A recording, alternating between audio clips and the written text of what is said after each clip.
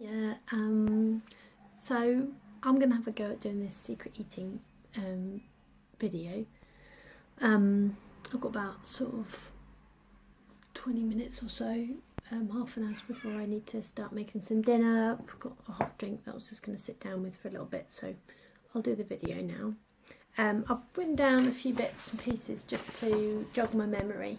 I know it's not everything I've ever done, but to be honest, I'm struggling, I think, because I was so often trying to get away from it that I'd sort of blocked so much of it out, and I'm hoping chatting about it and kind of starting a conversation about it will kind of activate memories in me as to things I might have done and stuff I did. Same thing, innit? Right, again, and so I have levels of secret eating in terms of I used to do it and didn't realise that I did do it, in terms of, so I would eat, so I've written here, I never thought it was something I did, but I would eat a certain food by myself that I would never eat in front of others. So, and I would eat in a certain style that I would never eat in front of others. In terms of, you know, I would binge eat, and I would, you know, eat all sorts of different types of things that I wouldn't, you know, that's just totally something I wouldn't eat in normal day-to-day company. So once I started Slimming World, I started to have an awareness that what I was doing was secret eating and binge eating, because lots of the foods that I would have eaten normally in the secret eating were starting to be restricted in terms of sins. So I could really see what I'd been doing a lot clearer. The other thing is that I often ate around the children, in terms of when they were little. It's almost like it didn't really matter that they saw me do what I was doing, because they were only little people. So it wasn't really until they got a bit older and started questioning what I was doing, that, and then I had to start providing answers for what I was doing, that made me aware that they could see what I was doing, if you know what I mean. I mean, I've never been that terrible in terms of I've never been in a situation where I've never kind of been bulimic over foods. I've tried to, but I'm not good at that, in terms of it has crossed my mind often that would be something really useful if I could do it. Obviously I know no, it had crossed my mind. Obviously it doesn't now, because I understand that that's not really an appropriate way of eating, but it certainly did cross my mind to think about it, and I think, yeah, so I sort of considered the children a safe place, safe people to kind of eat around, and therefore then we used to eat, you know, we certainly used to eat lots and lots and lots of bags of crisps, but that I would not eat in front of other people. So I feel like my secret eating was kind of hidden in the fact that I was eating with others, and those others were my children, so it didn't feel like secret eating, if you know what I mean. But I know it was, realistically. So an example of that would be basically, when the kids were little, Benjamin was small and he didn't go to a play group, he didn't go to preschool on a Friday. I think he went, when he first started, it was sort of a Tuesday and a Thursday possibly, but the Friday specifically was a day where I went shopping. So I went shopping for the week. So I went with Benjamin, and we went to go shopping, and we would go to Sainsbury's, and we would buy all the things that we needed for the week, plus a few extras. So we would buy, you know, I'd go in the reduced section and I'd find there was like feta and spinach parcels and things like that were always reduced, and they were very delicious. And I definitely remember looking at how many sins they were when I started. I think there were some. They weren't that bad, really. I think there were only like sort of 5 cents each or something. But I would very happily eat the whole pack. And there were 4 cents. There were 4 in a pack, so it's very comfortably 20 cents in a go. And crisps used to be the things like chips and dips, so like tortilla chips and dip. And we used to get a pack of dip. Had like sort of all the varieties of different, it was a basics dip, so it had kind of, cheesy dip and all those types of things, cheese and onion dip. And there would be donuts. I remember getting a pack of donuts, and it would be there would be certain foods that I would get each time, which I had designated that I would be the only one eating them. And it sort of developed into a thing where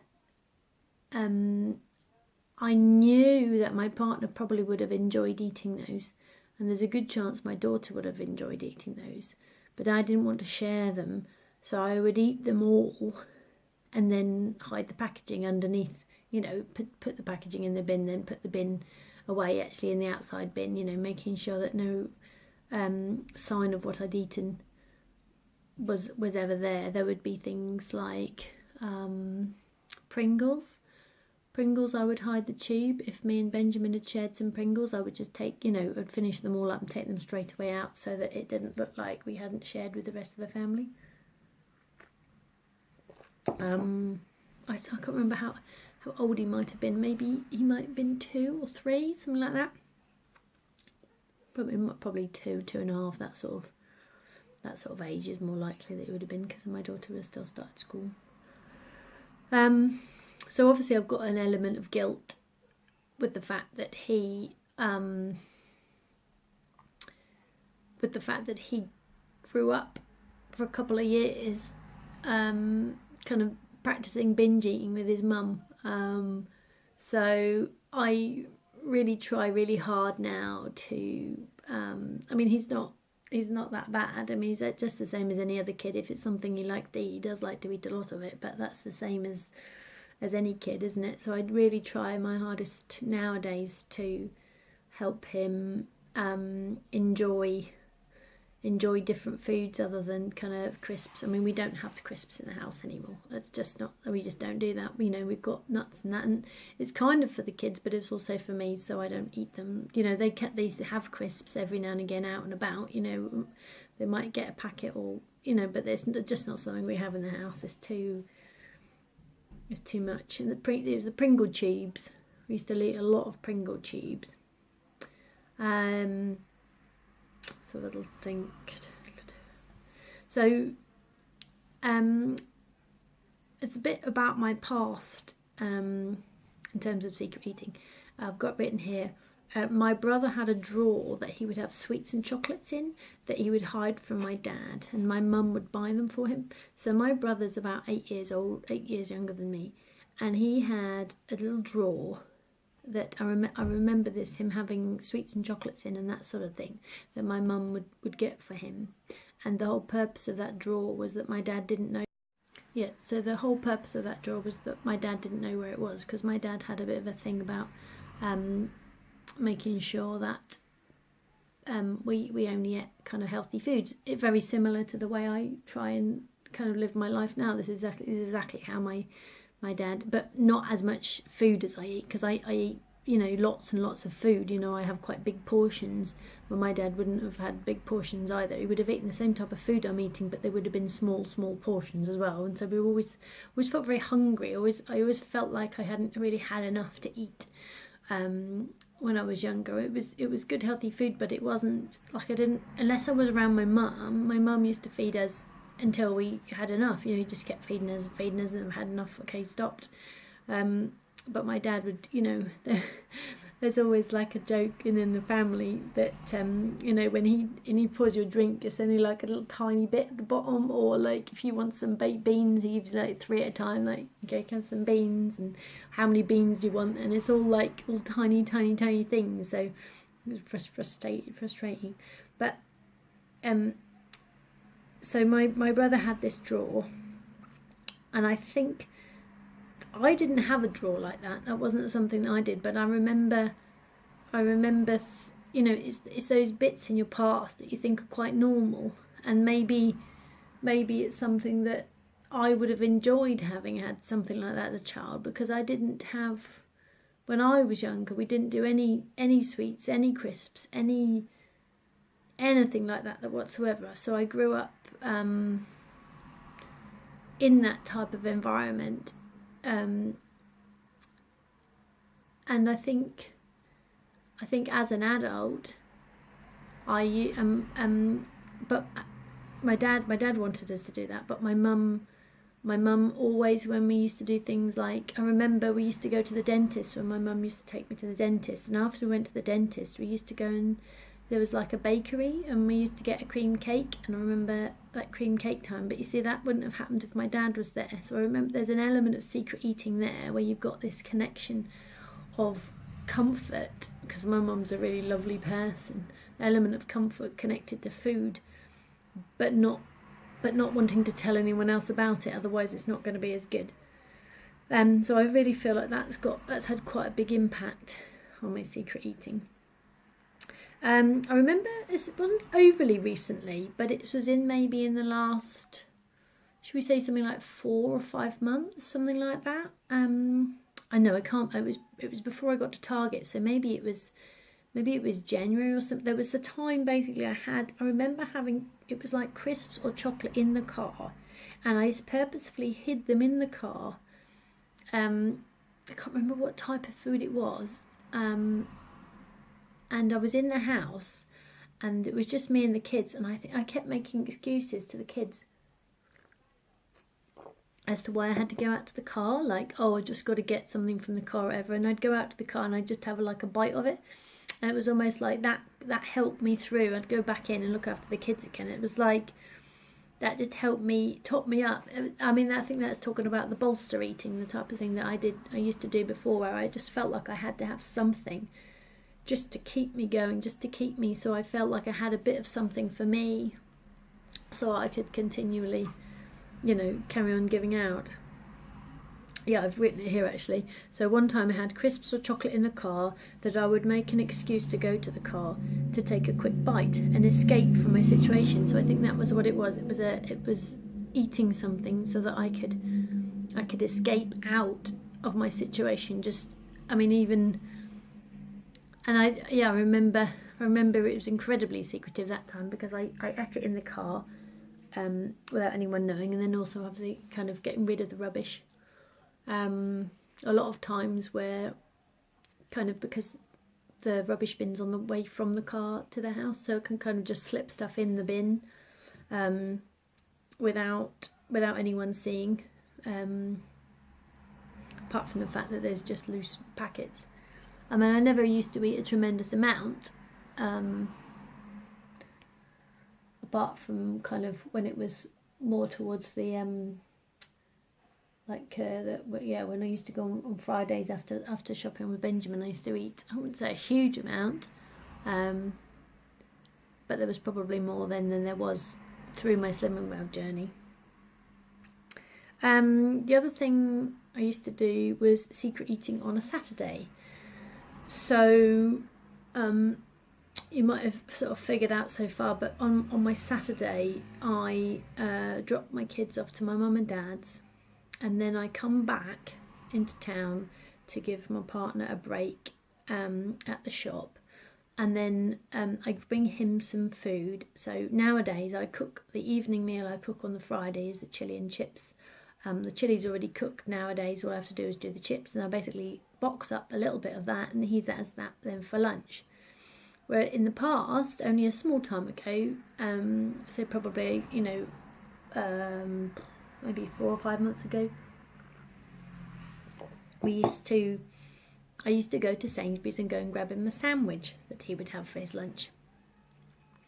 And often while I went to get him a sandwich, no, again, it must have been ages ago, because of the fact that I didn't do this after I hit Target. So yeah, it must have been ages ago. But yeah, basically, I used to go into Sainsbury's and I'd go and get him a sandwich, and I'd go and get him a packet of crisps and like a drink, and then I'd also get me something.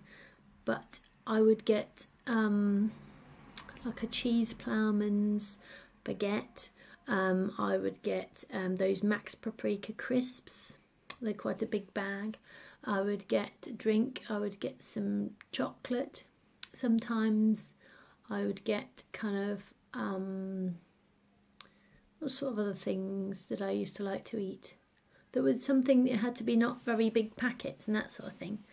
It reminds me again, on the Friday, I used to eat croissants. We used to get some croissants. I remember eating those on the Friday after picking up Benjamin, like doing the shopping with Benjamin after that. But yeah, I used to, and I used to on the Saturday, I'd go and get the sandwich. I'd go and give my partner a break, and then when I left in the car, the food was there waiting for me. So then I would eat in the car on the way back to go and pick up the kids. And I would often be pretty stuffed. And I started, sometimes if it was particularly flavoursome food, I was suddenly very conscious that they might smell it on my breath, you know, like if it was particularly flavoursome.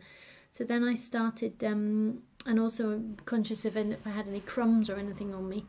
And also was trying to get rid of the packaging, because my dad has this like really annoying habit of when the kids get back in the car, like after, you know, sort of had a cup of tea and stuff and a little chat, he tends to like going, oh, do you want me to get rid of that rubbish for you and stuff. And I remember trying to sort of hide it desperately somewhere where he wouldn't see there was some rubbish, so that then he wouldn't like try and take the rubbish away, trying to hide it in a bag, then under some clothes, you know, it's like boots in the back, so trying to hide it away so they wouldn't see it.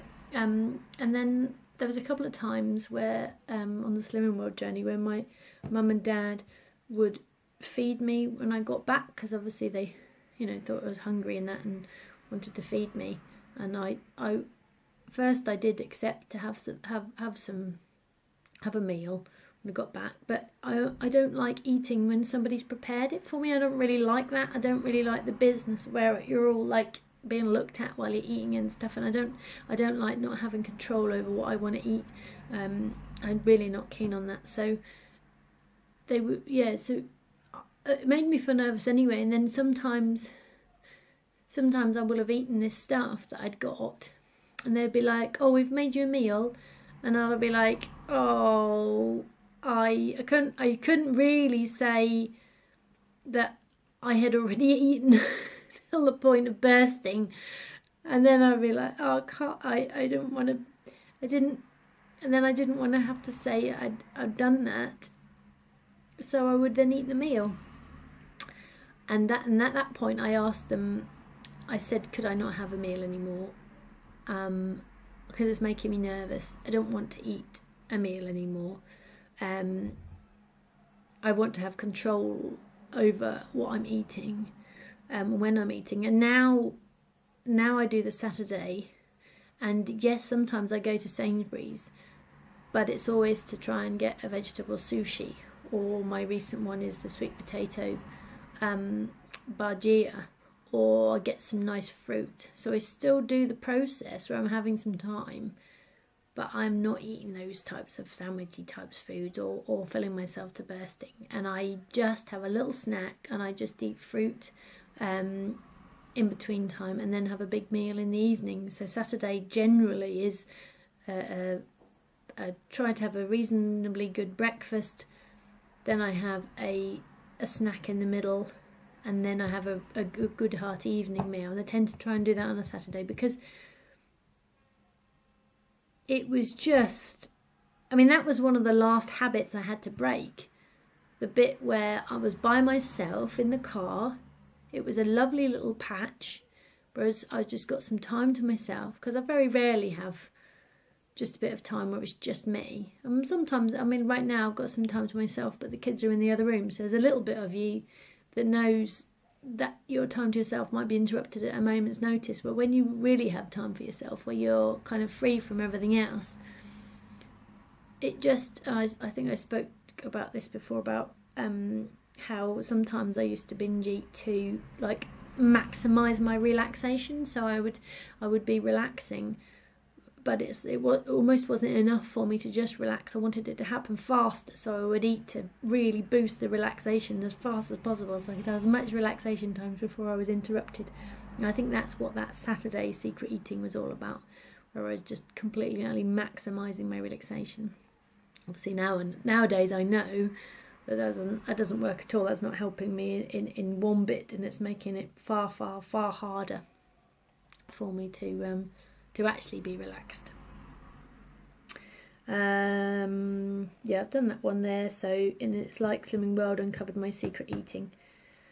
Yeah, I'll just do this one and then I'll come back to the Slimming World. I think I did that bit anyway about the sins, didn't I? So, but anyway, another one I can remember is where I had so I used to eat when I used to get back from picking up the kids from school, and I used to get back, and I would want to bolster eat in terms of I wanted to eat before I had to do the whole cooking process.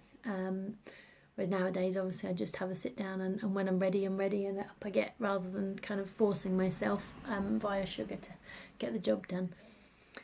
So I would eat things like bread, margarine and jam, or bread, margarine and lemon curd, or bread, margarine and honey, or bread, margarine and something used to be, you know, something sweet. And I would maybe eat possibly about 4 or 5 slices of bread to kind of do the actual job. In the olden days, I would also eat packets of crisps at the same time as doing that, but as time went on, I kind of slowly weaned myself off that crisp side of things and just did the margarine and jam, and nowadays I don't do that at all now. But at this batch I had, I'd been eating some bread and margarine and jam, and I obviously had some margarine on my face, and my partner said, "What's that on your face?" And I was like, instantly I just said, "Oh, I think it's just a bit of moisturiser," and I rubbed it in. And he was like, "It's a bit yellow to be moisturiser." And I was like, "Oh no," it's just trying to just like totally move on. Now the thing is that why would I have said that? Why wouldn't I have said it's margarine on my face? I've been really struggling. I've ended up having to bolster eat because I'm just feel exhausted. Why would I say that? Why wouldn't I just ask for the help?